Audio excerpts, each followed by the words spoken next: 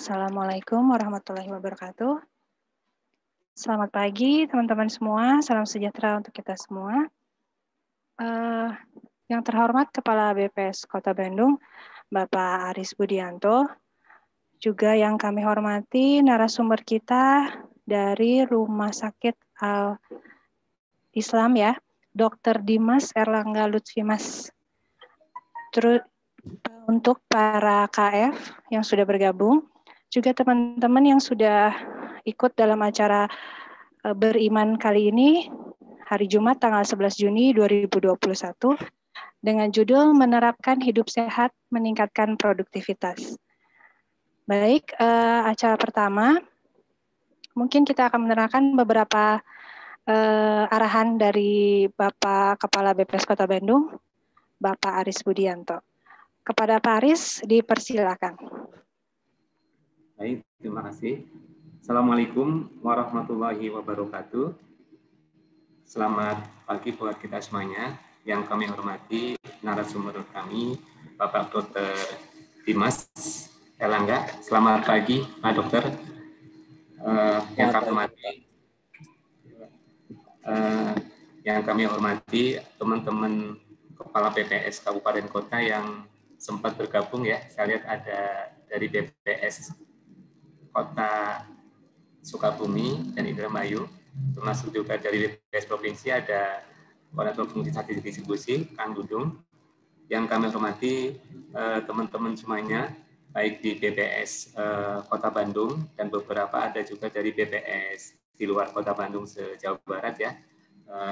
Mudah-mudahan pada kesempatan pagi hari ini kita semuanya dalam lindungan Allah SWT, salawat dan salam mari kita curahkan kepada qudwah kita semuanya, Nabi besar Muhammad SAW. Bapak Ibu semuanya, pada kesempatan pagi hari ini tentunya kegiatan sharing knowledge atau berbagi ilmu dan manfaat ya merupakan kegiatan rutin yang dilakukan oleh BPS Kota Bandung dan merupakan bagian dari reformasi birokrasi khususnya pilar sumber daya manusia Pak Dokter dan teman-teman semuanya. Jadi memang ini sudah di program berbagai sharing knowledge terkait dengan beberapa ilmu yang terkait dengan untuk meningkatkan kinerja, terutama kinerja di BPS Kota Bandung dan barangkali bisa menularkan dimanfaatkan untuk teman-teman di BPS Kabupaten Kota lainnya. Kemudian di dalam kesempatan pagi hari ini tentunya kita patut bersyukur kepada Allah Taala atas nikmat sehat yang kita berikan, yang kita dapatkan dari Allah gitu ya, bahwa sesungguhnya sehat itu tidak terkira nilainya gitu ya. Itu akan kita rasakan manakala kita sakit gitu ya. Apalagi di tengah pandemi COVID-19 gitu ya. Harapannya nanti pada kesempatan ini insya Allah kita akan mendapatkan pengetahuan bagaimana menjaga asupan gizi, barangkali menjaga keseimbangan kesehatan kita terkait dengan stamina kita. Karena di tengah-tengah saat ini, terutama di BPS Kota Bandung dan BPS Kabupaten lainnya di Jawa Barat, Pak Dokter, insya Allah kami memang sering tugasnya ke lapangan gitu ya, mencacah, melakukan survei, kemudian sensus, yang tentunya di lapangan ada kekhawatiran atau rentan misalnya tertular dengan COVID maupun yang lainnya. Apabila kondisi imunitas kita nggak terjaga, tentunya akan menjadikan kita ngedrop fisiknya. Nah harapannya dengan pemberian asupan gizi dan imunitas yang ada, mudah-mudahan kita tetap sehat dan terus produktivitas, terutama kegiatan survei maupun sensus yang tahun ini insya Allah long form sensus 2020 Pak Dokter pada bulan September nanti itu bisa dilakukan dengan baik gitu ya, dan selesai sesuai dengan jadwal yang telah ditentukan. Barangkali pengantar dari saya gitu saja. Kami atas nama BPS Kota Bandung mudah-mudahan di dalam acara ini bisa mengambil manfaat dari kegiatan sharing knowledge yang tentunya sangat tema tentang kesehatan, yaitu menerapkan hidup sehat untuk meningkatkan produktivitas kinerja di kantor kami masing-masing. Demikian, terima kasih. Kami kembalikan kepada moderator Bu Resta dan terima kasih. Assalamualaikum warahmatullahi wabarakatuh. Warahmatullahi wabarakatuh. Baik, kita lanjutkan langsung ke acara inti. Selanjutnya marilah kita mendengarkan paparan atau kiat-kiat dari narasumber kita hari ini. Bagaimana agar kita tetap sehat dan tetap produktif. Begitu ya Pak Dokter ya, sesuai dengan judulnya kita hari ini. Kepada Dokter Dimas, dipersilakan. Ya, baik. Bismillahirrahmanirrahim. Assalamualaikum warahmatullahi wabarakatuh. Waalaikumsalam warahmatullahi wabarakatuh. Ya, pertama-tama saya ucapkan terima kasih banyak kepada BPS sudah memberikan kesempatan untuk sharing. Sebetulnya ini bukan kayak memberikan materi ya, tapi kayak lebih ke sharing aja. Nanti mungkin boleh kalau misalnya ada yang kita mau diskusikan. Tapi menarik sekali tadi apa yang sudah disampaikan oleh Pak Aris. Ini memang kondisi satu gitu ya, pekerjaan kita semua sudah mulai lanjut gitu ya, udah mulai kerja lagi, tapi kondisi pandemi memang masih belum teratasi, bahkan konon Jawa Barat katanya meningkat gitu ya. Artinya apa, orang-orang yang bekerja, yang keluar rumah, yang bertemu dengan orang lain itu memiliki risiko yang tinggi gitu ya untuk terpapar COVID. Tapi sebetulnya hari ini mungkin kita tidak akan banyak membahas tentang COVID secara khusus, tapi mungkin bagaimana kesehatan kita bisa kita pertahankan sehingga kita bisa terhindar dari berbagai penyakit yang salah satunya adalah COVID ya. Saya izin share screen. Suara saya cukup terdengar jelas mungkin ya? Benar, Dok. Oke, baik. Ya, jadi saya akan sedikit sharing mengenai menerapkan hidup sehat, meningkatkan produktivitas, karena ini saling berkaitan satu sama lain. Nanti kita akan dengar ceritanya kenapa bisa seperti itu. Pertama kali mungkin saya izin memperkenalkan diri dulu. Nama saya Dimas Erlangga Luftimas.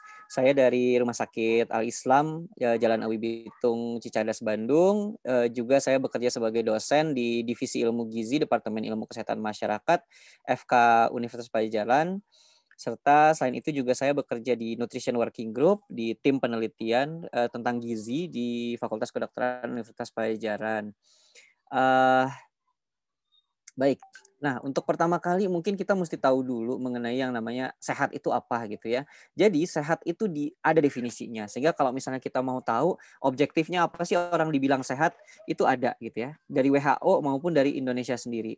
Menurut WHO, sehat itu adalah keadaan yang sempurna dari fisik, mental, sosial, dan tidak hanya bebas dari penyakit atau kelemahan. Jadi bukan cuman nggak sakit gitu ya, tapi yang namanya sehat menurut WHO itu secara komprehensif artinya sempurna gitu ya, secara fisik, mental, dan sosial. Jadi ada komponen lainnya selain badan kita bebas dari penyakit.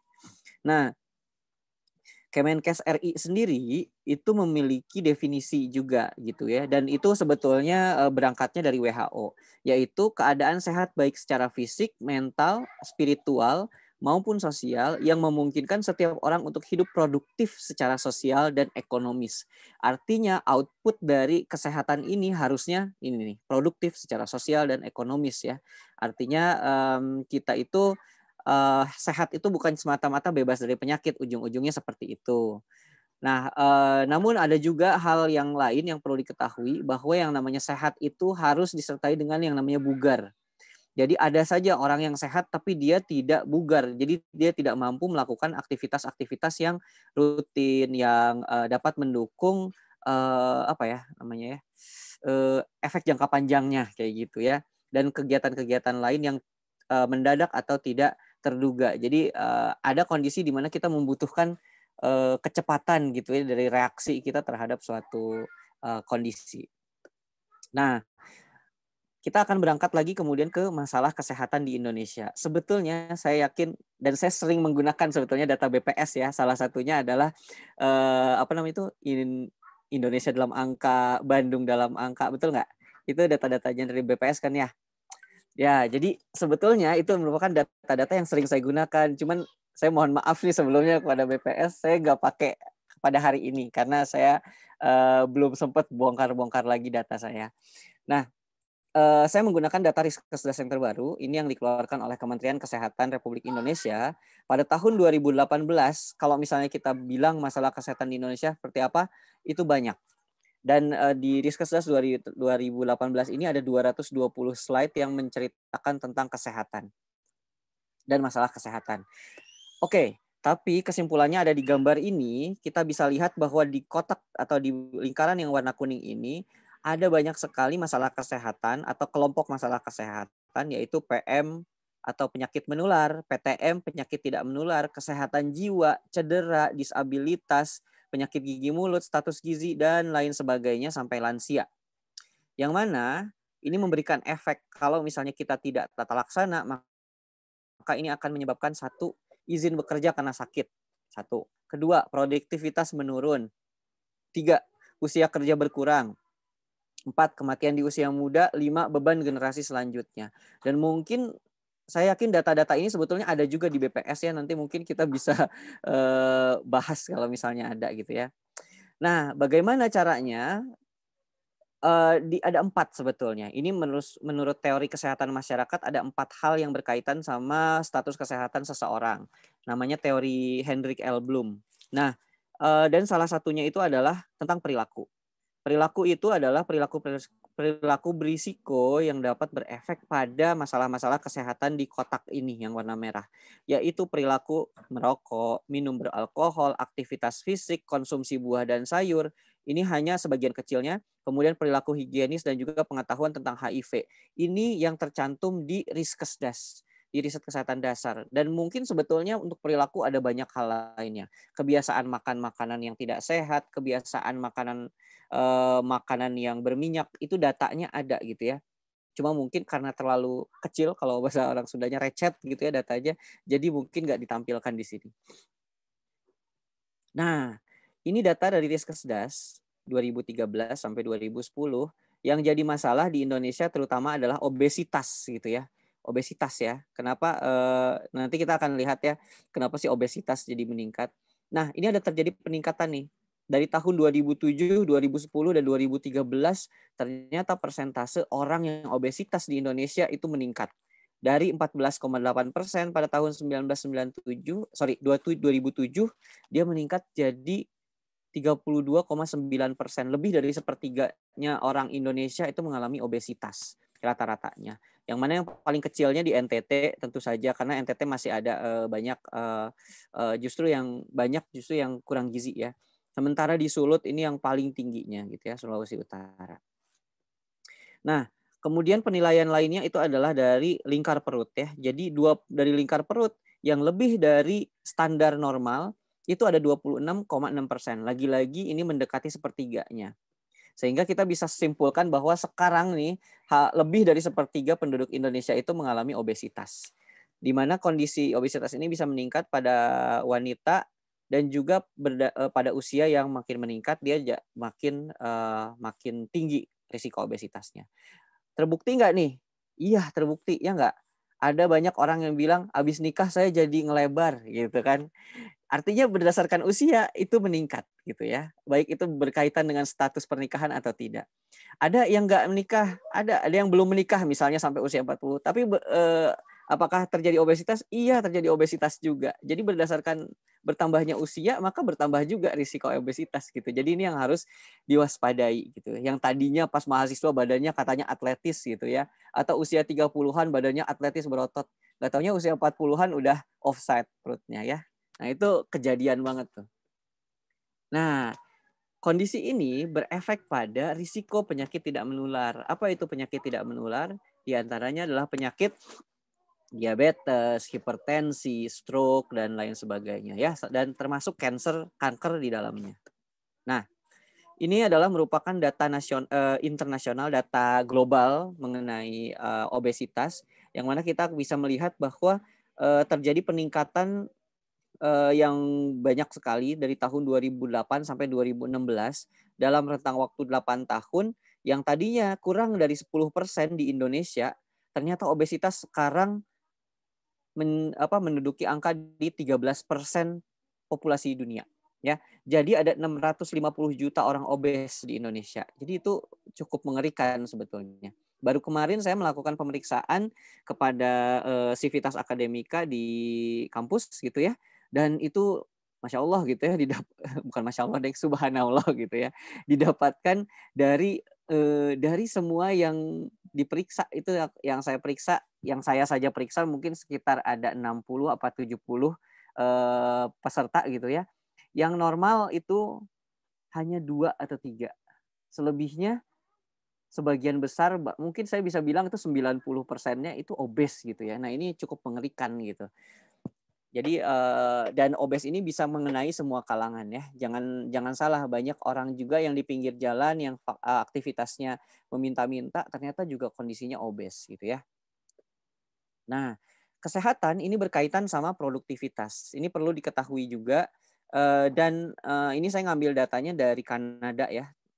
Di sini jadi gross national income per kapita itu bisa meningkat itu berkaitan dengan life expectancy at birth. Jadi ketika angka harapan hidup meningkat, maka ujung-ujungnya adalah income per kapita juga meningkat gitu ya. Walaupun mungkin di sini akan ada faktor-faktor lain, tapi secara umum bakal seperti ini. Kenapa? Karena kalau misalnya kita katakan angka harapan hidup meningkat, berarti kesejahteraan meningkat. Begitu. Ketika kesejahteraan meningkat, maka income per kapita juga meningkat. Nah, ini di Kanada juga gambarannya seperti ini. Angka atau jumlah nominal uang yang dikeluarkan untuk mengganti biaya kesehatan itu juga meningkat. Ada 2 sih sebetulnya kalau dari sini kita bisa simpulkan. Pertama, jumlah yang sakit meningkat gitu ya, atau kemampuan negara untuk membiayai orang yang sakit juga meningkat. Mungkin seperti itu ya. Nah, di jurnal tersebut juga dikatakan bahwa kesehatan ini berkaitan sama produktivitas. Kenapa? Karena tanda panahnya yang bisa kita bicarakan di sini adalah status kesehatan ternyata berefek pada output kerja, output per paid, per bayar gitu ya. Kemudian output dari pekerja dan juga output ya pokoknya intinya adalah output dari pekerjaan itu meningkat karena ada kesehatan gitu. Dan ujung-ujungnya kalau misalnya kita bicara lebih besar lagi adalah output per kapitanya itu juga akan meningkat. Sehingga di sini kita coba simpulkan aja secara singkat bahwa kesehatan itu berefek pada produktivitas. Nah, apa itu obesitas? Jadi obesitas itu adalah kelebihan lemak tubuh gitu ya. Dan memiliki efek negatif pada kesehatan. Dia bisa menurunkan angka harapan hidup dan meningkatkan masalah kesehatan. Kita bisa lihat pada gambar di sini bahwa ini adalah penyebab dari obesitas gitu ya. Dan obesitas ini memiliki efek-efek seperti ini. Di antaranya adalah diabetes, kalau pada perempuan ada yang namanya PCOS. PCOS itu adalah masalah yang ada di ovarium atau sel indung telur perempuan, dan itu bisa berefek pada kesuburan gitu ya. Jadi orang perempuan yang obesitas hati-hati, memiliki risiko terhadap ketidaksuburan ya. Lalu penyakit kardiovaskuler, kemudian adanya obstructive sleep apnea, ditandai dengan apa? Saat tidur ngorok gitu ya. Nafas berbunyi saat tidur. Kemudian adanya masalah psikososial. Dan ujung-ujungnya ini akan menyebabkan masalah kerja sehingga menurunkan produktivitas ya. Nah, untuk mengetahui bahwa seseorang obesitas atau tidak, silahkan Bapak Ibu melakukan pengukuran pada diri sendiri. Minimal dilihat dulu, saya kayak gini nggak ya? Kalau kayak gini sudah bisa dipastikan ini obesitas. Maaf, ini bukan body shaming ya, tapi buat yang dirinya sendiri, untuk dirinya sendiri ketika menemukan di cermin kok ada orang yang bentuknya seperti ini gitu ya, maka waspada gitu ya. Anda itu memiliki risiko yang membahayakan diri sendiri gitu ya. Bukan membahayakan orang lain sebetulnya, tapi membahayakan diri sendiri. Dan kategorinya adalah di sini. Ya, nanti kita akan lihat. Nah, yaitu yang disebut dengan obes itu adalah IMT atau indeks massa tubuh atau BMI lebih dari 23 kg per meter persegi. Dan lebih dari 25 itu disebut obesitas ya. Dan lingkar pinggang lebih dari 80 untuk wanita dan pria lebih dari 90. Nah, ini bisa nih self assessment. Silahkan ukur sendiri. Nah, untuk tahu BMI gimana? Kita lihat di atas ya. Ada rumusnya atau IMT. Nah, caranya adalah silahkan ambil kalkulator, berat badan Bapak Ibu dibagi tinggi badan dikuadratkan dalam meter. Gitu ya. Nanti kita akan ketemu nih angka dengan rentang-rentang ini. Nah, silahkan. Nggak pakai polling sih sebetulnya, tapi kalau misalnya mau melaporkan di chat boleh. Jadi kita bisa tahu ini ternyata ada sebanyak apa yang masuk kategori obes gitu. Atau bahkan ada nih yang malnutrisi mungkin. Nah, ini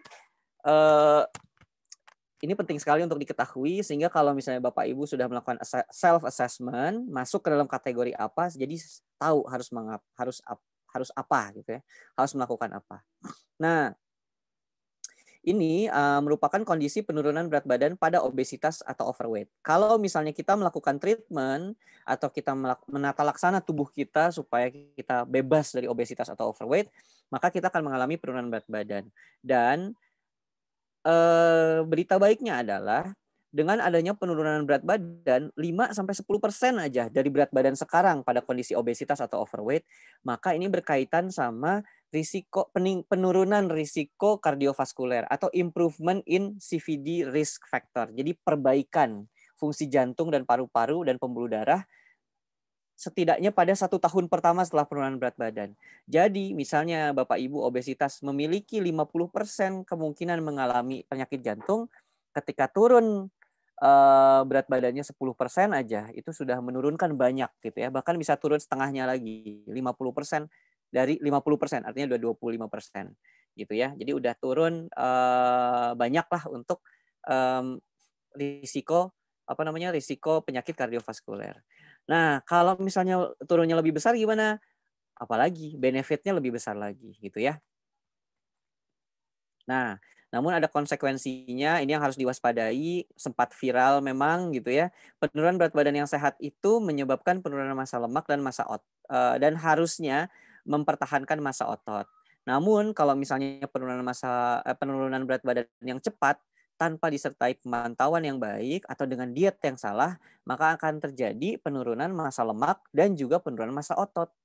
Itu akan menyebabkan terjadinya penyakit lain gitu ya, risiko kena infeksi, risiko penurunan protein darah sehingga merusak organ-organ yang lain. Nah, ini makanya diet juga harus hati-hati kalau misalnya ada yang melakukan diet.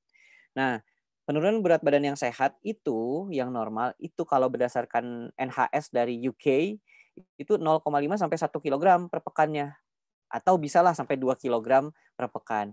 Tujuannya adalah massa lemak turun dan massa otot bertahan. Nah, kalau lebih bagaimana? Harus dipantau massa ototnya. Jangan sampai terjadi penurunan massa otot. Kalau misalnya terjadi penurunan massa otot ini ya, kerusakan jaringan, penurunan kekebalan tubuh, kurus namun tidak sehat ya. Ujung-ujungnya jadi sakit seperti itu. Jadi kalau misalnya dipantau silahkan. Nah, untuk itu apa yang mesti kita lakukan? Diatur pola makan. Nah, balik lagi ya, kalau misalnya kita mundur ke slide sebelumnya, ini juga berkaitan nih dengan COVID gitu ya. Kalau misalnya saya boleh cerita sebelum kita maju ke sini gitu ya, salah satu risiko terkena COVID itu adalah kelompok-kelompok yang mengalami obesitas dan juga penyakit-penyakit metabolik. Maka orang-orang yang obesitas itu memiliki risiko lebih tinggi ketika kena COVID, dia punya risiko untuk masuk ICU lebih tinggi. Nah, jadi belum tentu ya gemuk aja deh makan yang banyak biar gemuk, biar nanti terbebas dari COVID. Tunggu dulu gitu ya. Kalau ternyata cuman gemuk saja tanpa disertai dengan kesehatan dan kebugaran, justru itu akan menggiring Bapak Ibu berisiko masuk ICU saat kena COVID gitu ya. Karena apa? Di Amerika sendiri yang masuk ICU ternyata lebih banyak yang obes daripada yang berat badan normal atau yang kurus gitu. Sehingga mungkin risiko kena COVID-nya mungkin sama dengan yang lain, tapi risiko masuk ICU-nya lebih tinggi pada orang-orang yang obes. Nah, ini harus diperhatikan gitu ya. Jadi pengaturan pola makan yang akan kita lakukan nanti berkaitan dengan kesehatan kita itu harus memiliki tujuan-tujuan tertentu. Satu, misalnya tujuannya penurunan berat badan. Maka ini harus mengalami defisit kalori, tubuh harus menggunakan sumber energi cadangan yaitu glikogen, asam lemak dan protein. Nah, apa yang harus kita fokuskan? Harus menggunakan asam lemak. Jadi jangan sampai menggunakan protein. Glikogen itu sudah pasti dipakai. Yang selanjutnya harus menggunakan asam lemak dan tidak boleh protein yang digunakan, gitu ya. Kemudian kalau misalnya kita merasa sudah sehat nih, nah kita bertujuan untuk mempertahankan massa otot, pengaturan pola makannya, maka kalorinya harus seimbang sesuai dengan kebutuhan. Ini harus meningkatkan asupan protein juga. Nah, sambil memperhatikan parameter tubuh yang lain. Ingat, asupan protein yang terlalu tinggi juga itu nggak baik, itu akan membebani ginjal dan juga hati. Kemudian Tujuan mencegah kerusakan otot atau jaringan. Pada pengaturan pola makan, kelompok yang ini harus mengkombinasikan dengan makanan yang mengandung antioksidan. Contohnya teh atau buah-buahan beraneka warna, sayuran, dan kandungan protein dari makanan yang cukup gitu ya. Ini pada orang-orang yang sudah yang merasa sehat, kemudian juga beraktivitas yang tinggi gitu ya. Nah, ini harus memperhatikan pencegahan terhadap kerusakan jaringan gitu ya. Nah, pengaturan pola makan ini harus memperhatikan 3 hal, yaitu jadwal, jenis, dan juga jumlah. Gitu ya. Nah, untuk pengaturan jadwal, frekuensi makan ini berdasarkan WHO sebetulnya ya. Ini yang sangat dianjurkan adalah makan 3 kali makan utama disertai 2-3 kali selingan. Apa sih poinnya dari sini? Kita lihat ya, 3 kali makan utama, 2-3 kali selingan. Artinya apa? Makan utama seperti biasa, kita makan sarapan, makan siang, makan malam. Cuman apa yang biasanya nggak kita perhatikan? Selingan. Habis makan, lalu kita merasa, aduh lapar pengen makan ini. Ya udah kita makan. Ketemu makanan lagi, makan lagi. Ada tukang bakso lewat, beli, makan.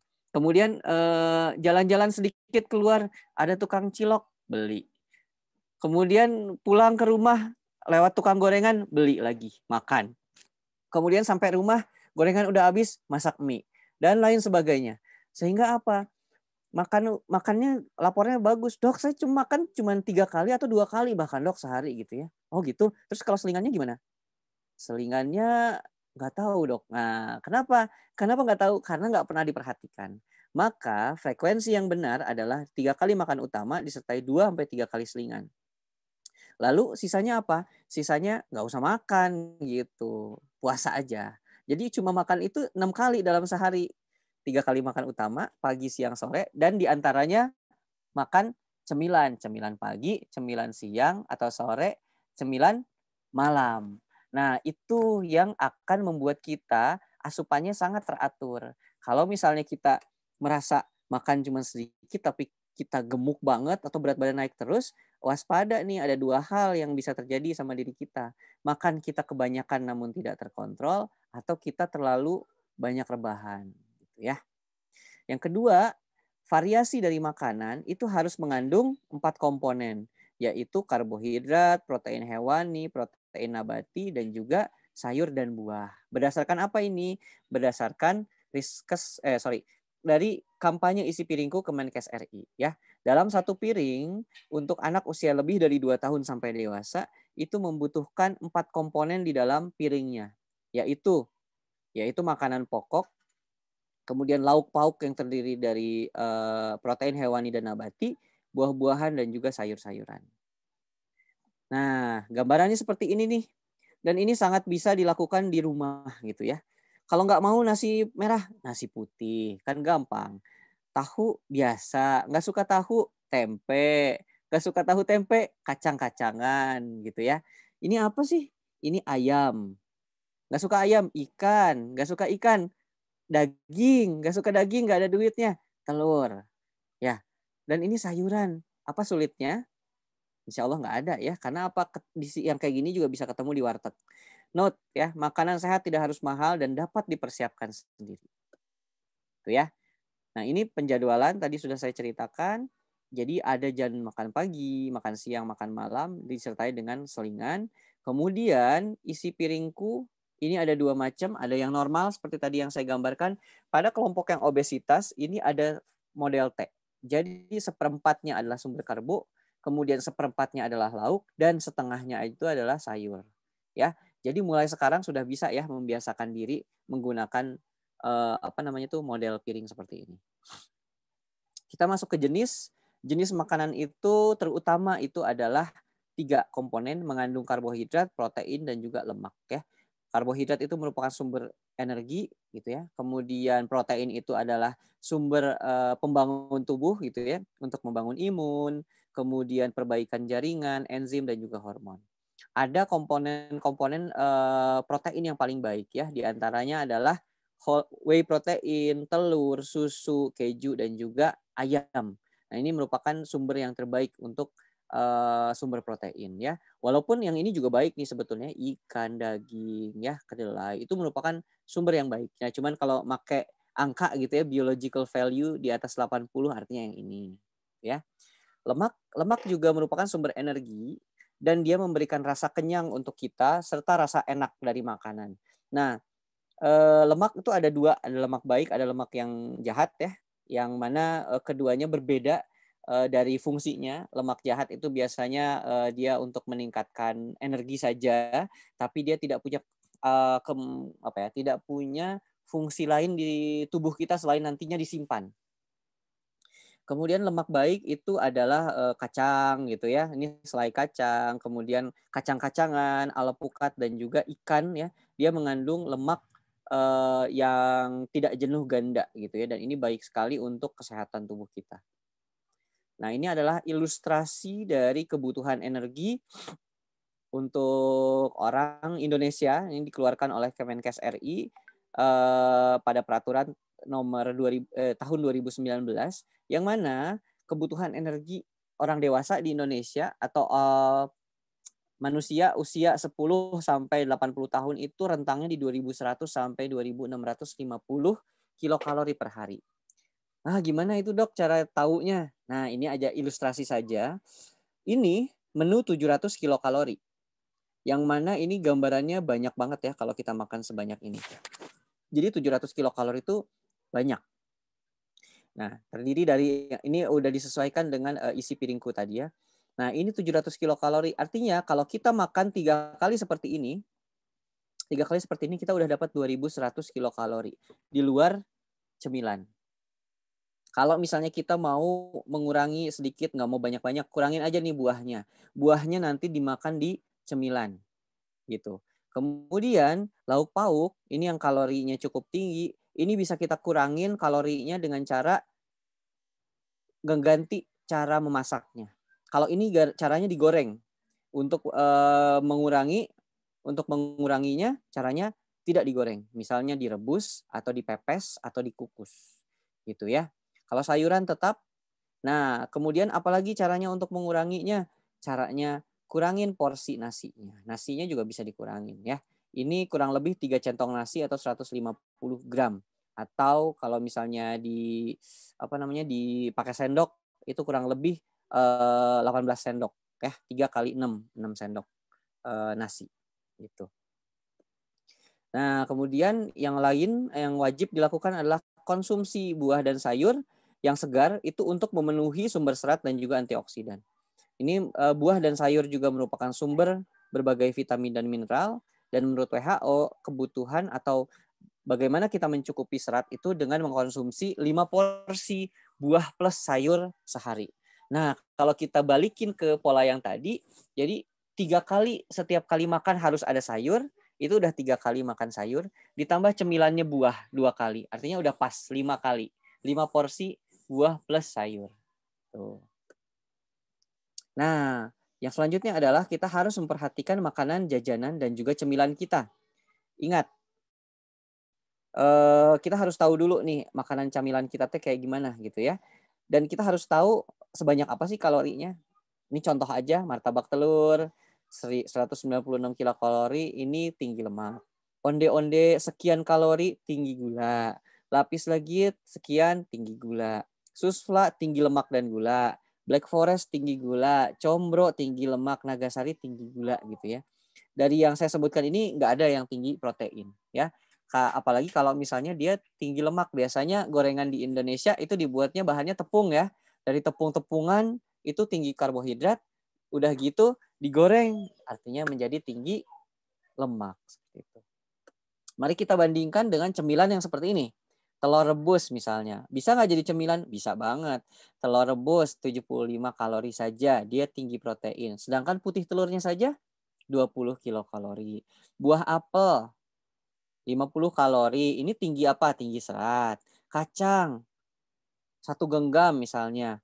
Ini apa? Tinggi kalori 75 kalori, tingginya apa? Tinggi protein dan juga lemak baik gitu ya. Jadi ini kita bisa melakukan pemilihan sendiri gitu. Kita mau milih jajanan yang atau cemilan yang seperti apa. Kalau misalnya ditanya, ada nggak sih jajanan yang sehat? Ada aja. Apa? Rujak. Nah, itu sehat gitu. Jadi boleh kita jajan.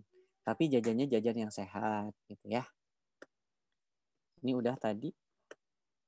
Nah, ini kalau misalnya kita menerapkan isi piringku 3 kali sehari, tadi sudah dijelaskan, dengan cemilan 2 kali per hari, itu bisa dapat kurang lebih 2.100 kilokalori ya.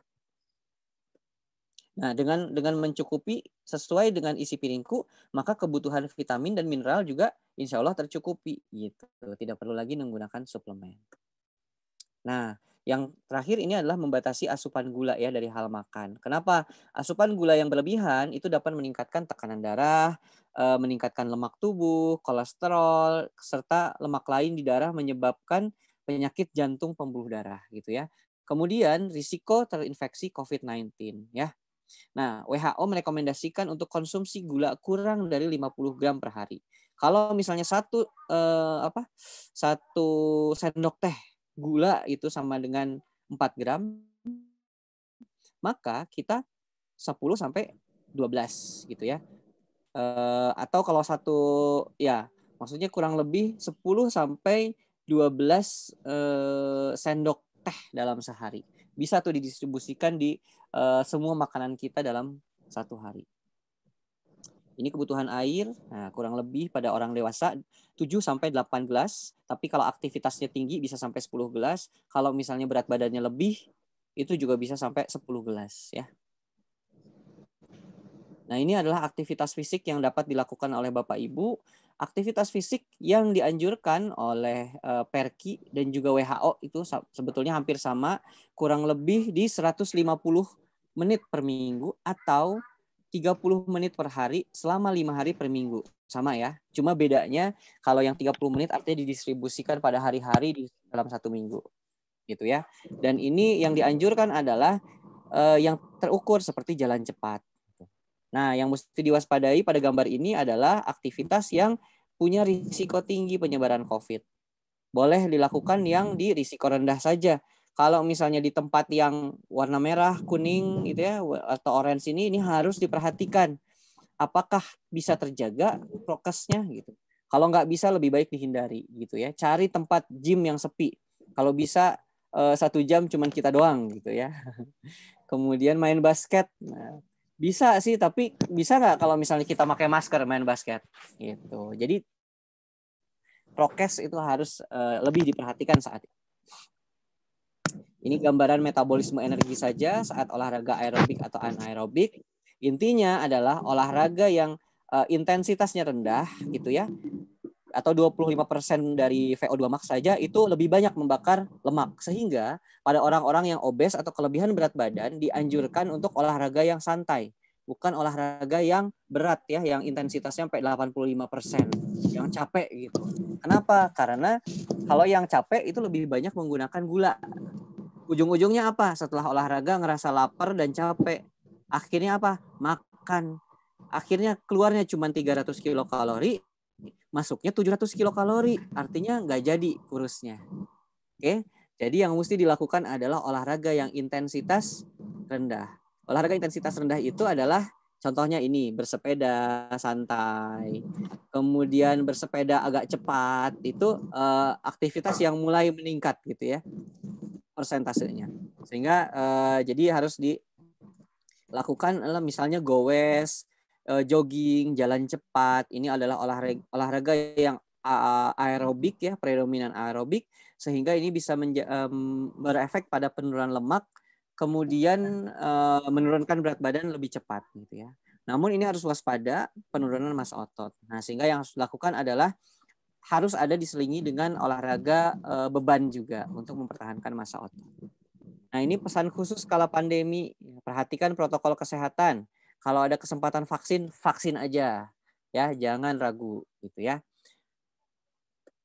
Oke, nah ini kasus saja. Ini saya sedikit memberikan gambaran gitu ya. Ada orang gitu ya, teman gitu ya, dokter, laki-laki usia 32 tahun, aktivitasnya sedentary, santai banget karena cuma duduk dominan, kemudian berdiri sebentar, duduk lagi, banyak makan, high kalori, tinggi lemak gitu ya, dan akhirnya ada penyakit ya, fistula ani, yaitu adanya penyakit luka yang menyebabkan adanya sambungan dari usus besar ke luar. Jadi buang air besarnya nggak lewat anus tapi lewat lubang tersebut ya. Ini kan jadi masalah nih. Nah, akhirnya dia melakukan treatment, memperbaiki pola makan, diet seimbang, defisit kalori, aktivitas fisik low intensity gitu ya, seperti jalan kaki, jalan cepat dan juga jogging. Akhirnya nih terjadi penurunan, kurang lebih penurunannya sampai 31 kilo dalam kurun waktu Desember, Januari, Februari, Maret, April, Mei, 5 bulan gitu ya. 21% penurunan dalam waktu 5 bulan. Kalau misalnya ini dilakukan dengan baik, ini tidak akan jadi masalah. Ya, kalau misalnya tiba-tiba nggak melakukan olahraga, nggak ngatur makan, tapi berat badan turun, nah itu yang harus waspada gitu. Jangan-jangan sudah ada penyakit. Tapi kalau misalnya dibantu dengan diet, kemudian aktivitas fisik, maka bisa terjadi penurunan berat badan yang sehat. Oke, terakhir take home message-nya pertama, masalah kesehatan di Indonesia itu banyak. Kemudian masalah kesehatan di Indonesia itu memiliki efek jangka panjang. Bukan cuma sampai kita kemudian jadi tua, bukan, tapi intergenerasi. Jadi kalau misalnya kita ada masalah kesehatan saat ini, mungkin anak kita atau cucu kita juga mendapatkan efek gitu ya. Salah satu masalah kesehatan itu adalah obesitas, memiliki risiko penyakit, dan dapat dikendalikan oleh pola hidup sehat. Ya, salah satunya adalah makan dan aktivitas fisik. Pola makan harus seimbang. Kemudian aktivitas fisik itu akan memperbaiki metabolisme dan fungsi jantung paru. Kesehatan meningkat dapat menyebabkan peningkatan produktivitas dan efek positif jangka panjang. Dan pesan khusus kala pandemi, jangan kendor protokol kesehatan. Itu saja mungkin. Ya, terima kasih. Saya kembalikan lagi kepada Ibu MC. Terima kasih. Assalamualaikum warahmatullahi wabarakatuh. Terima kasih Pak Dokter. Habis ini banyak banget sih petugas pegawai kita yang langsung mengukur lingkar perut gitu ya Dok ya. Gimana hasilnya? Banyak banget. Mungkin ada beberapa pertanyaan ini untuk teman-teman yang hadir di virtual kali ini. Oh ini ada, kita lihat di kolom chat ya. Mungkin ada yang mau, kalau ada yang mau kasih pertanyaan bisa langsung di chat aja di kolom chat. Terus saya mengingatkan juga bahwa ada absensi sama evaluasi bisa diklik langsung. Terus ada yang minta materinya di-share ya, Bapak Ibu Panitia. Oke, nanti akan kami share. Lalu ada dari Ibu Dwi Astuti, Pak Dokter izin bertanya, penurunan berat badan yang baik per minggu itu berapa ya idealnya? Ya, langsung dijawab aja kali. Ya, terima kasih Ibu Dwi Astuti atas pertanyaannya. Jadi tadi seperti yang sudah dijelaskan juga ada di slide bahwa penurunan berat badan itu yang ideal itu adalah menurut UK ya, menurut NHS UK atau Kemenkesnya Amerika Inggris ya, UK itu adalah 0,5 sampai 1 kilogram per minggunya. Itu kalau misalnya patokan kita hanya berat badan saja. Namun kalau kita berpatokan pada komponen lain, contohnya adalah massa otot, itu boleh turun lebih banyak lagi. Yang penting apa? Massa otot kita tidak turun. Gitu. Yang penting adalah yang turun adalah massa lemak. Tapi kalau misalnya yang turun adalah massa otot, maka itu harus kita pelan-pelan lagi. Gitu. Jadi boleh turun berat badan banyak, tapi harus dipantau massa ototnya. Itu satu. Jadi penurunan berat badan yang ideal berapa per minggunya? 0,5 sampai 1 kalau misalnya kita ngikutin UK, tapi boleh 1 sampai 2 kg per minggu. Artinya kalau konsisten 1 bulan bisa turun 4 sampai 8 kilo. Gitu ya, Bu. Oke, Bu. Jadi kalau drastis amat juga nggak bagus ya Pak Dokter ya? Nggak bagus, betul. Berbahaya bahkan. Nah. Iya. Lalu ada banyak banget ya kalau udah masalah berat badan kayaknya banyak banget yang bertanya ya. Iya. Iya. Terus ini ada lagi dari Ibu Adong. Pak, untuk penggunaan air fryer efektif nggak sih untuk mengurangi kalori makanannya? Ya, baik. Terima kasih atas pertanyaannya, Bu. Penggunaan air fryer, kalau misalnya ditanya efektif mengurangi kalori makanan, efektif, Bu. Gitu ya. Kalau misalnya pertanyaannya dia efektif untuk mengurangi kalori, efektif. Kenapa? Satu, kalau misalnya kita menggoreng, artinya kita memasukkan bahan makanan ke dalam minyak. Nanti dengan adanya panas, minyak itu akan menyerap ke dalam bahan makanan, kemudian dia akan ketrap di sana. Hal itu yang akan menyebabkan peningkatan kalorinya. Jadi dulu pernah ada sih penelitian yang melakukan pengukuran berapa banyak minyak yang diserap oleh gorengan, oleh kerupuk, dan juga oleh bahan makanan lain, dan ternyata cukup banyak. Kurang lebih bisa sampai 1 sendok teh. Nah, artinya dengan peningkatan sebanyak 5 gram tersebut, 1 sendok teh anggaplah 5 gram, itu bisa meningkatkan 50 kilokalori gitu. Jadi makannya mungkin awalnya sehat gitu ya, apalagi kalau misalnya makan kol goreng gitu ya. Tadinya mau sehat gitu ya, tapi malahan nambahin minyaknya banyak banget kayak gitu. Jadi nambah kalorinya lebih tinggi. Kalau misalnya air fryer bisa, kenapa? Karena bisa saja kita menggoreng atau menggunakan air fryer tersebut tanpa menggunakan minyak, sehingga nggak ada tambahan minyak. Atau pada beberapa bahan makanan yang mengandung lemak, contohnya daging, kalau misalnya kita masak lagi, ya jadi ini udah di pre-cook misalnya, kemudian kita masak lagi di air fryer untuk dipanaskan atau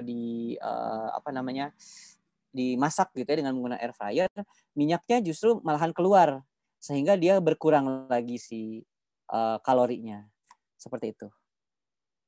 Mudah-mudahan menjawab ya, Bu. Banyak nih, Pak. Lanjut ya, Pak ya. Mangga, silakan. Dari baik, Pak Dokter, yang agak susah ini menahan rasa ingin nyemil. Ya. Itu karena apa ya? Dan bagaimana cara supaya nggak pengen nyemil? Dari Ibu Sri Sundari. Ya. Ibu Sri Sundari, nanti saya jadi ini jawabannya ini ada beberapa sisi yang bisa kita lihat. Dari sisi biomedik dulu. Jadi pada orang yang mengalami obesitas itu ada hormon yang keluar dari jaringan lemaknya dan itu berefek ke susunan saraf pusat kita di otak. Dan hal itu menyebabkan penurunan dari rasa kenyang gitu. Hal itu menyebabkan rasa ingin makannya ada terus gitu, dan itulah yang menyebabkan kenapa orang yang obes atau overweight itu mengalami kesulitan untuk menahan rasa kenyang atau menahan rasa lapar, jadi pengen nyemil terus. Itu satu dari sisi biomedis. Kedua dari sisi kebiasaan, biasanya orang yang mengalami kelebihan berat badan atau yang tidak biasa mengatur pola makan itu dia tidak punya jadwal tertentu untuk nyemil. Jadi makan sih terjadwal pagi, siang, sore. Tapi nyemilnya nggak pernah terjadwal. Habis sarapan, minum kopi.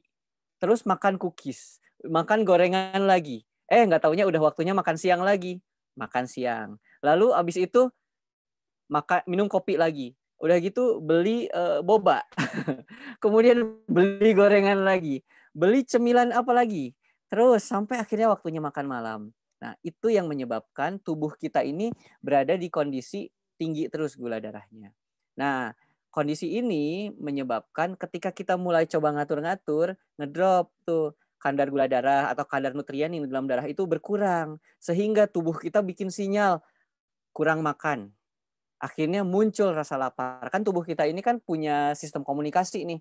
Dari perut, ke otak, ke darah. Pokoknya berkomunikasi terus. Ketika di dalam darah gulanya turun, tubuh kita bilang, Dimas kurang gula, makan. Otak memerintahkan mulut kita untuk ngunyah. Kemudian tangan kita untuk bergerak ngambil makanan lalu masukin ke mulut. Jadi itu sistem komunikasinya. Itu dimulai dari apa? Dari kebiasaan. Karena kebiasaan kita nggak pernah mengatur. Nah, caranya gimana supaya nggak pengen nyemil? Dilatih tubuh kita untuk terbiasa dengan rasa lapar tersebut. Ibaratnya kita lagi berpuasa, hari pertama, hari kedua mungkin kayak menderita banget ya bulan Ramadan, betul nggak? Hari ketiga udah mulai biasa lagi, betul kan? Udah mulai biasa, nggak makan dari pagi sampai maghrib, nanti pas mau buka baru makan. Itu udah menjadi kebiasaan. Nah, jadi itu merupakan hal yang bisa dilatih juga sebetulnya. jadwalkan jadwalkan makan kita, habis sarapan stop dulu, nggak makan apa-apa lagi. Nanti pada jam tertentu, misal jam 10 baru nyemil. Stop habis itu. Jam 12 baru makan siang. Stop lagi, puasa. Udah gitu nanti jam 3 nyemil. Habis itu apa? Stop. Nanti habis maghrib baru makan malam. Habis itu gimana? Stop gitu. Udah. Nanti itu mungkin akan tersiksa pada beberapa hari pertama. Paling 1 hari, 2 hari, 3 hari lah gitu. Selebihnya bisa ngatur waktu. Yang penting apa? Menjadwalkan makan. Gitu ya, Bu. Mudah-mudahan menjawab.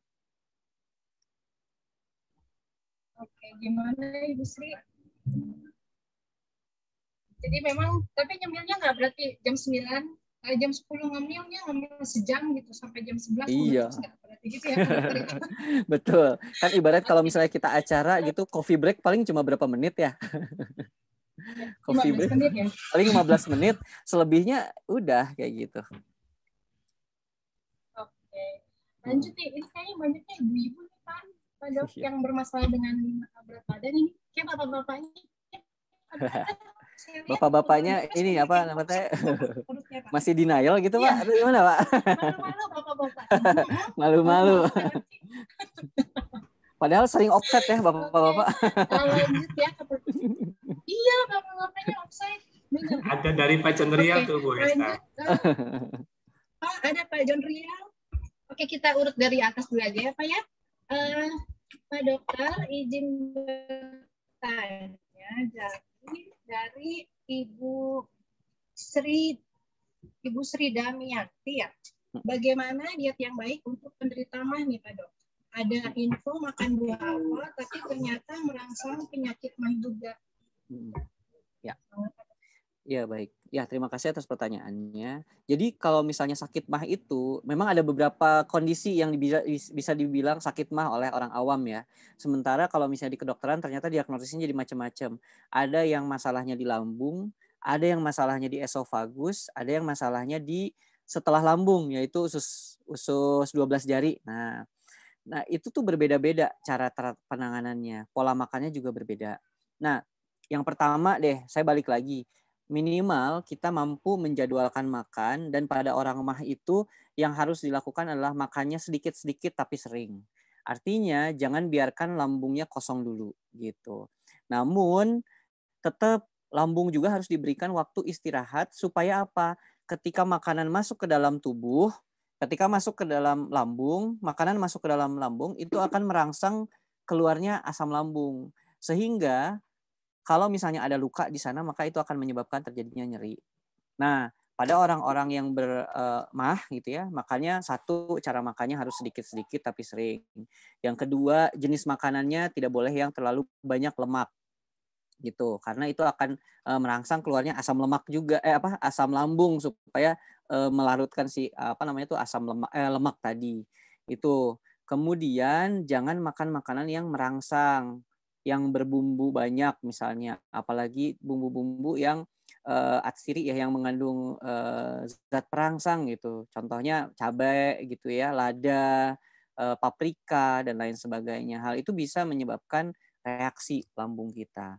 Kemudian buah-buahan, ya pilih buah-buahan yang tidak mengandung asam terlalu tinggi.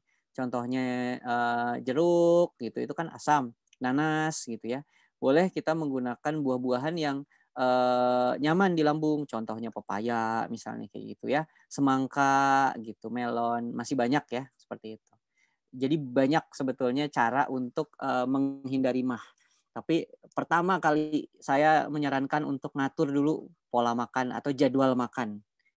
Itu dulu yang mesti kita lakukan. Oke, gitu. Bu Sri mungkin ya itu ya. Kalau mau konsultasi langsung sama Pak Dokter juga bisa ya, ke rumah sakit Al-Ihsan gitu ya Pak Dokter ya? Iya, mangga silakan. Oke, banyak ini ada yang nanyain tentang massa otot dan massa lemak nih. Bagaimana kita mengetahui bahwa massa otot atau massa lemak kita berkurang? Itu dari Ibu Isti. Ini dari BPS Provinsi, jadi yang ikut di sini bukan hanya dari BPS Kota Bandung aja ya Pak. Oh, jadi iya. banyak dari BPS PPS yang lain juga ikut bergabung acara beriman kali ini. Iya. Ya, baik. Itu sebagai informasi juga, dulu saya di Jakarta tinggalnya di Salemba dekat BPS juga. Jadi kayak setiap hari ngelihat logo BPS gitu.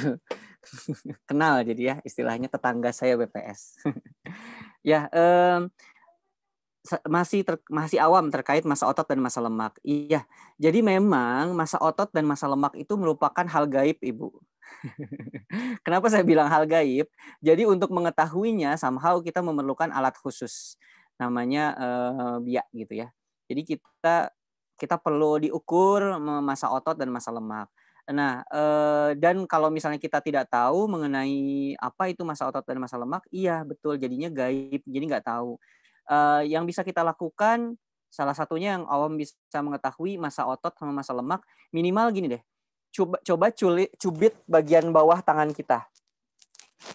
Kalau misalnya itu tebel, itu artinya bagian bawah, misalnya tangan kita dibeginiin ya, terus udah gitu kita cubit bagian bawahnya. Kalau misalnya itu tebal, artinya masa lemak kita tebal. Yang kedua, coba cubit bagian kulit di perut. Nah, bisa kerasa? Kalau misalnya itu tebal, segini misalnya ya, wah itu harus berucap subhanallah gitu ya. Nah, jadi itu menandakan lemak kita cukup tinggi ya, yaitu tebal lipatan kulit. Nah, untuk masa otot itu lebih agak sulit gitu ya untuk mengetahuinya. Biasanya balik lagi itu kita mesti menggunakan alat ya, atau minimal kalau misalnya kita mau tahu itu lakukan pengukuran lingkar perut sama lingkar pinggang. Bandingkan antara lingkar perut sama lingkar pinggang. Kalau misalnya angkanya di atas 0,8 itu sampai 1 itu normal. Tapi kalau lebih dari 1 artinya perut kita gede banget gitu ya, dan otot kita kecil. Gitu ya. Itu salah satu cara kalau misalnya mau lihatnya gitu. Gitu, Bu. Nah, kalau misalnya mau tahu lebih dalam memang harus diukur. Jadi pada diam-diam nyubit. Iya, tahu saya. Pasti diam-diam nyubit kan perut kan. Semua pada ketawa pada saat pegang. Wah, tebal gitu ya. Oke, lanjut ya. Nanya dok, kadar HB9 artinya apa ya dok? Ya. Dari ibu dan kadar HB9 artinya bisa dibilang rendah ya, baik untuk laki maupun perempuan gitu ya. Jadi HB itu kan harusnya, HB itu adalah hemoglobin. Itu adalah zat merah darah yang berfungsi untuk membawa oksigen dari paru-paru ke jaringan kita. Kalau misalnya HB-nya rendah, maka sedikit oksigen yang bisa dibawa ke jaringan. Hal itu menyebabkan sel kita mengalami kekurangan oksigen. Tandanya lemas, kemudian pusing, sesek gitu ya. Kadang-kadang dan seringkali kulitnya warnanya pucat gitu. Nah, kalau misalnya HB-nya 9 itu yang harus waspada tuh, apalagi laki-laki. Kalau HB laki-laki 9 itu bisa dipastikan produktivitasnya akan menurun. Kenapa? Karena dia gampang sakit, gampang lemes badannya gitu. Jadi ini harus diwaspadai. Caranya gimana untuk memperbaikinya? Makan makanan yang tinggi zat besi dan juga tinggi protein. Yang paling baik memang adalah ati ya, ati baik ati sapi maupun ati ayam. Kemudian daging merah itu boleh. Kemudian sayur-sayuran hijau disertai dengan minum jus jeruk. Nah, itu bisa meningkatkan penyerapan zat besi. Kemudian kalau misalnya rendah banget sampai 8, ini udah mulai indikasi ini harus datang ke rumah sakit ya, takutnya harus ditransfusi darah gitu ya. Jadi ini harus waspada nih, HB9 nih udah rada-rada nih. Jadi harus di treatment kalau udah segini. Begitu, Bu.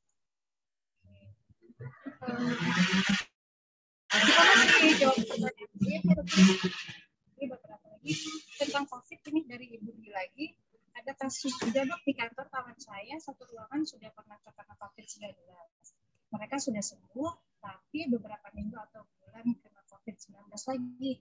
Kira-kira kondisi ini disebabkan oleh apa ya dok? Bagaimana cara menjaga kondisi tubuh supaya nggak kena lagi?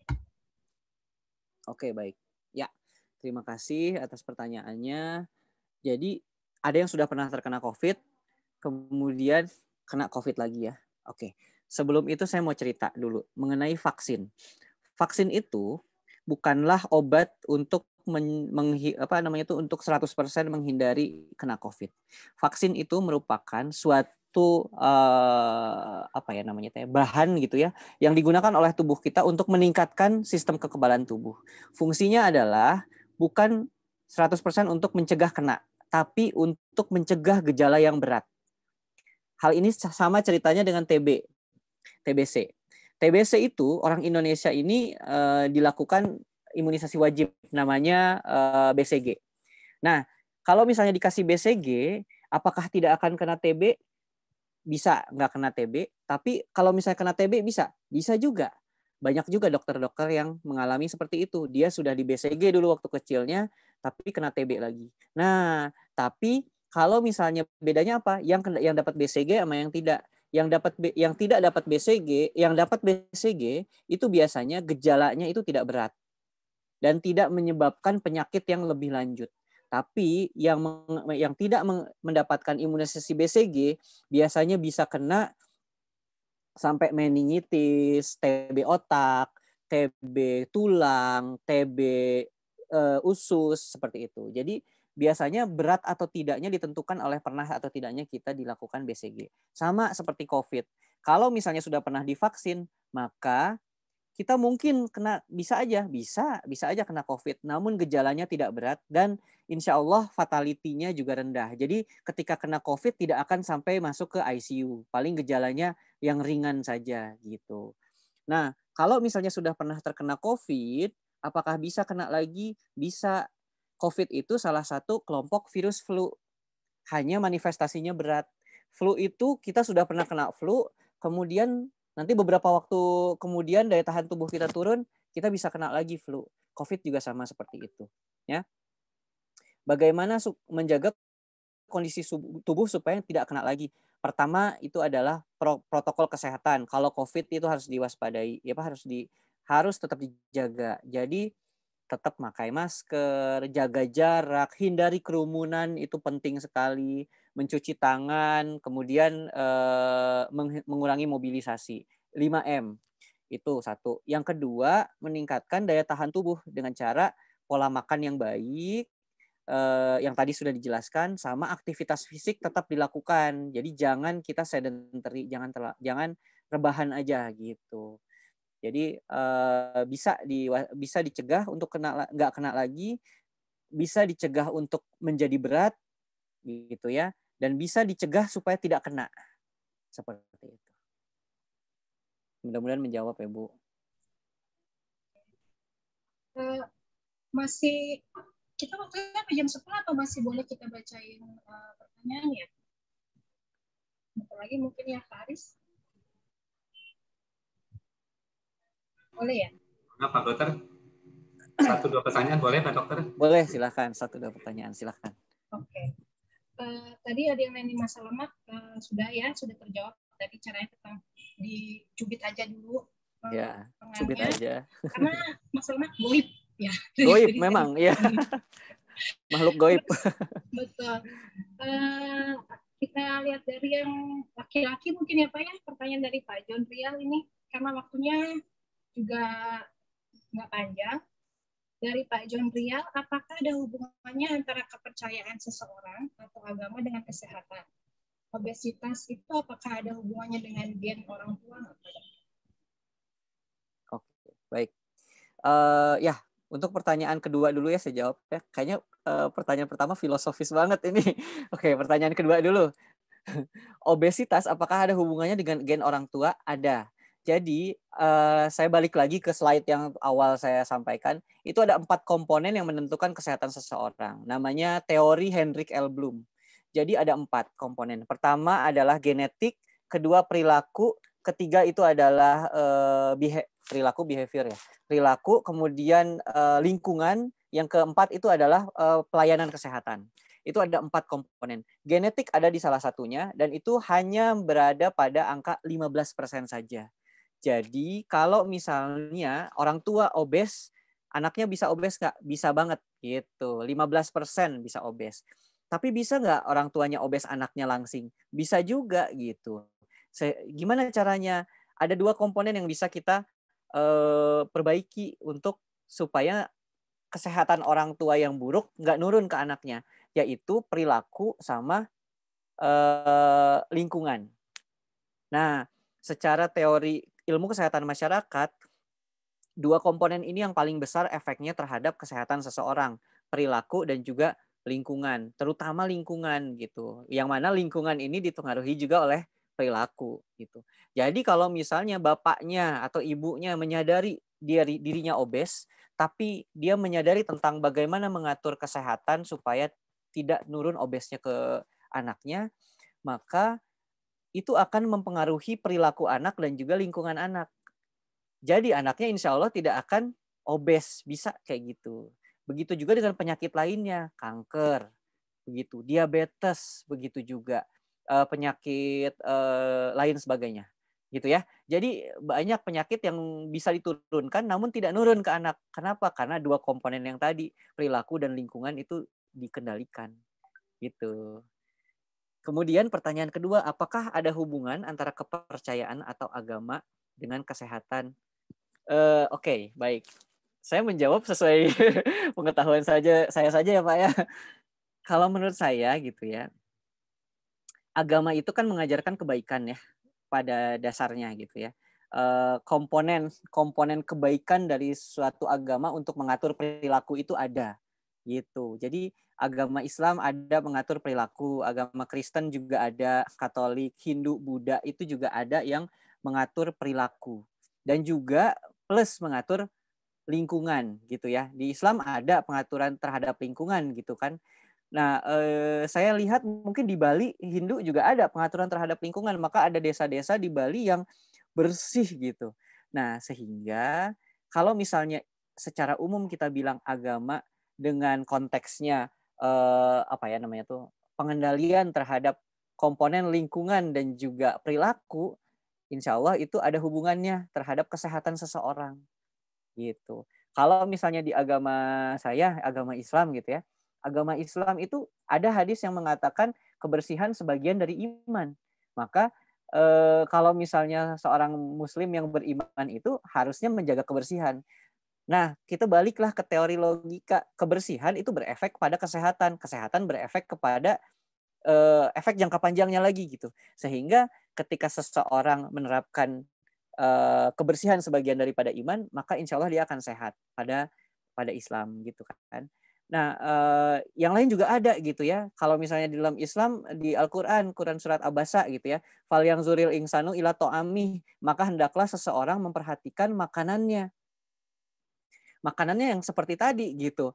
Kalau misalnya kita lanjutkan di Al-Qur'an Quran surat Abasa tersebut dijelaskan di situ makanan itu terdiri dari biji-bijian, kemudian sayuran, buah-buahan, hewan ternak dan lain sebagainya. Nah, di situ tuh bercerita tentang keseimbangan dalam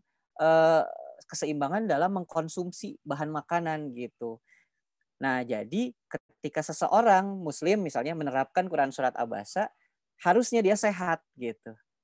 Karena dia mengkonsumsi sesuai dengan ya udah dari Al-Qur'an ditranslasikan ke logika gitu ya, ke kehidupan nyata, jadinya makanan sehat gitu, seimbang. Mungkin begitu Pak yang bisa saya jawab. Mohon maaf nih kalau kurang. Mohon maaf nih untuk teman-teman yang udah bertanya di kolom chat nggak bisa kita bacakan karena memang waktu juga yang harus memisahkan kita ya Pak Dokter ya. Mungkin kalau mau teman-teman mau silaturahmi ke Alisa nggak bisa menghubungi Dokter Dimas. Silakan. Oke, terima kasih banyak Pak Dimas atas isi kiat-kiatnya kita supaya tetap produktif, tetap sehat gitu ya Pak ya. Doakan nih semoga teman-teman yang di BPS nih minimal bisa nurunin berat badan ya Pak ya. Insya Allah. Bisa. Iya, betul. Oke. Sekian mungkin acara Beriman kali ini. Terima kasih banyak. Mohon maaf atas segala kekurangannya. kita akan bertemu lagi di acara Terima minggu depan, insya Allah dengan topik yang lebih menarik lagi. Terima kasih banyak untuk teman-teman yang sudah hadir di ruang virtual di BPS Kota Bandung. Atas nama panitia, saya ucapkan terima kasih, dan untuk teman-teman jangan lupa untuk isi link absensi ya dan evaluasi ada di kolom chat.